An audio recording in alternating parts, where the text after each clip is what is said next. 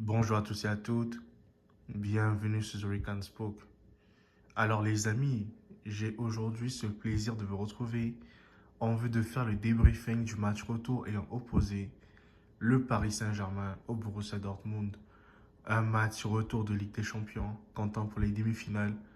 Un match au cours duquel il ne fallait pas se rater, il fallait être au stade à temps, il fallait être présent pour pouvoir encourager le Paris Saint-Germain à aller en finale de la Ligue des Champions. Ce qu'ils avaient fait en 2020, mais sans spectateurs, comme on nous fait toujours comprendre, sans supporters au stade, mais tout le monde était comme confiné devant son écran de télévision. Et aujourd'hui, on avait cette possibilité d'assister à un match mémorable du PSG à une remontada parisienne, car comme vous le saviez si bien, le match à ne s'est pas bien déroulé. Le Paris Saint-Germain avait perdu 1-0 face au réalisme froid des Allemands du Borussia Dortmund. Et aujourd'hui, le Paris Saint-Germain avait promis l'enfer à Dortmund, promis de s'imposer, de gagner ce match. Donc, c'est la raison pour laquelle il ne fallait pas manquer cette rencontre, en fait, qui était riche en enseignements, riche en beaucoup de choses. Pour ce faire, je vous prie de rester jusqu'à la fin de cette vidéo pour comprendre minutieusement mon analyse. Et si vous le souhaitez encore, je pourrais encore revenir encore avec d'autres vidéos pour vous expliquer de fond en comble pourquoi le Paris Saint-Germain ce soir ne méritait pas de se qualifier. Si tu es nouveau sur cette chaîne, et si on parle de football, et cette chaîne est consacrée au soccer, au football en général, je fais des vidéos quand je peux. Quand je suis des matchs, je fais des vidéos. Quand je ne suis pas des matchs, je ne fais pas de vidéos. Sur ce, bienvenue sur The Can Spoke. Alors, aujourd'hui, le Paris Saint-Germain, comme je le disais en prélude, avait comme fort à faire face à une équipe de Dortmund. Et moi, j'ai une théorie à moi, une théorie qui est très très simple. Ça, c'est ma théorie personnelle. Vous seriez d'accord avec moi ou pas, mais selon moi, quand on joue un match en Ligue des Champions, le match aller est toujours le match le plus crucial en fait. Le match aller est toujours le match le plus important. Et quand une équipe perd à l'aller, il y a de fortes chances qu'au retour, elle ne s'impose pas et qu'elle ne gagne pas. Et je l'ai toujours dit, et je l'ai toujours démontré, et je l'ai toujours vérifié en fait. Exceptionnellement, on a vu ces dernières années le Real Madrid le faire. On a vu l'AS Roma contre le Barça le faire. On a vu Liverpool face au FC Barcelone le faire aussi. Mais à part ça, à part ces quelques situations qu'on vient d'évoquer comme ça, et même le PSG cette année l'a fait contre le Barça, mais ils avaient perdu à un but d'écart.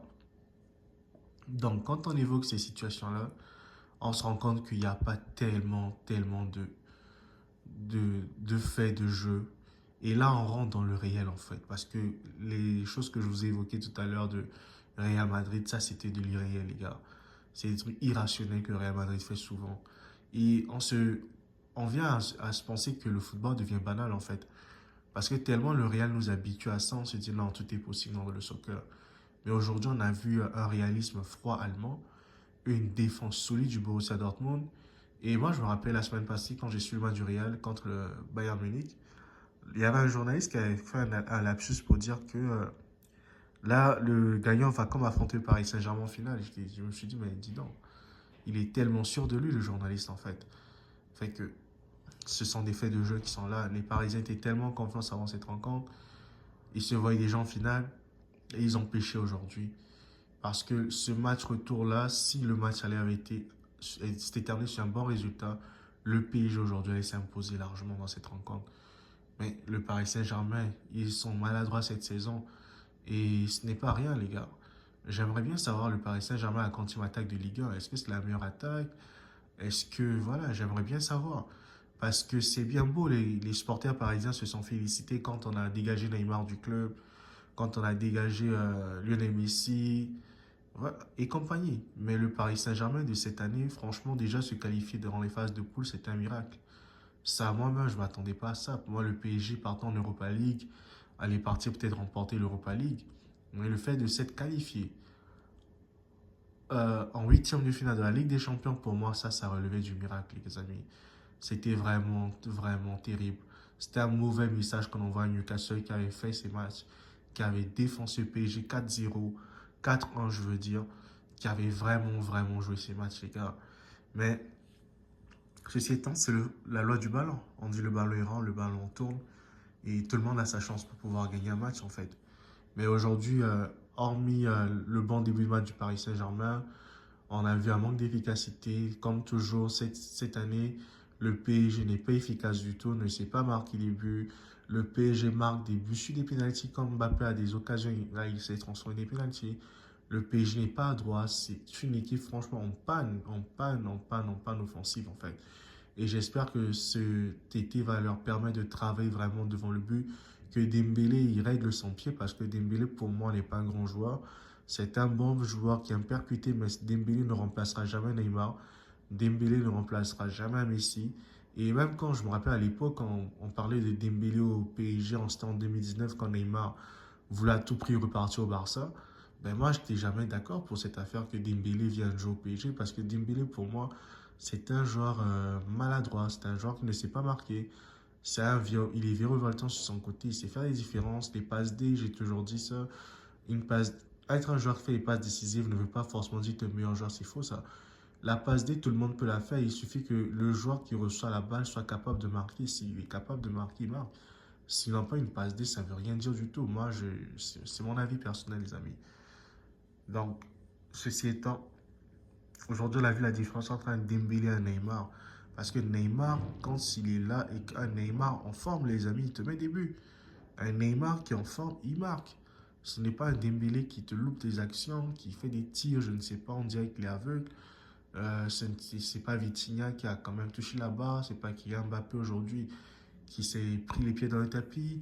Aujourd'hui, Mbappé, il est devenu comme un genre lambda. Et franchement, je m'inquiète du niveau de Mbappé en ce moment parce que depuis le début de cette année, là, on nous a fait comprendre que Mbappé devait quitter le PSG et que Luis Enrique a commencé à faire du n'importe quoi avec Kylian en le mettant tout le temps sur le banc. Il a comme coupé un peu l'élan du joueur, les amis. Soyons honnêtes avec nous, soyons honnêtes. Luis Enrique n'a pas rendu service à Mbappé en le mettant sur le banc de touche, en créant des petites guerres, en créant des petites tensions. Il a déstabilisé le joueur. Et c'est un compétiteur, Mbappé. Il a un ego, il a une capacité à rebondir. Mais quand tu as un entraîneur qui commence à te traiter comme si tu n'étais pas un joueur important, bah écoutez, vous voulez que Mbappé fasse quoi sur la fin de saison? S'il n'a pas tout droit de match dans les pieds, si depuis un bon bout de temps le préserve, il n'est pas un joueur qui est âgé comme les Ronaldo, même Ronaldo, âgé, on le fait jouer. Mbappé encore jeune, il a besoin de jouer tous les matchs, d'être impliqué à fond, d'avoir un rythme de croisière. Mais à chaque fois, on le met sur le côté. À chaque fois, on le met sur le banc. Soit on le sort pour quelques minutes, il joue. Et puis, Enrique qui dit prépare la saison prochaine. Bon, moi, jusqu'à preuve du contraire, tant que Mbappé n'a pas dit qu'il va au Real Madrid, ben moi, je n'y crois pas. Moi, c'est encore du bluff. J'attends de voir pour croire que Mbappé va quitter ou pas le PSG pour aller au Real Madrid parce que toutes ces choses restent des spéculations et on n'a aucune preuve. Il n'y a rien de solide là-dessus.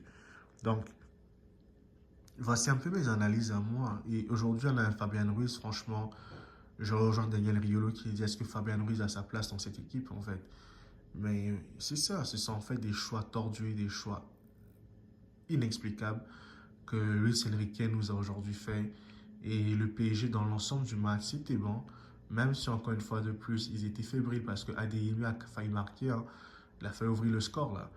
Et franchement, cette équipe de Dortmund, chapeau à elle parce qu'aujourd'hui, quand on voit un attaquant comme Karim Adeyemi se mettre au service du collectif, on ne peut que féliciter l'entraîneur, on ne peut que féliciter cette équipe en fait.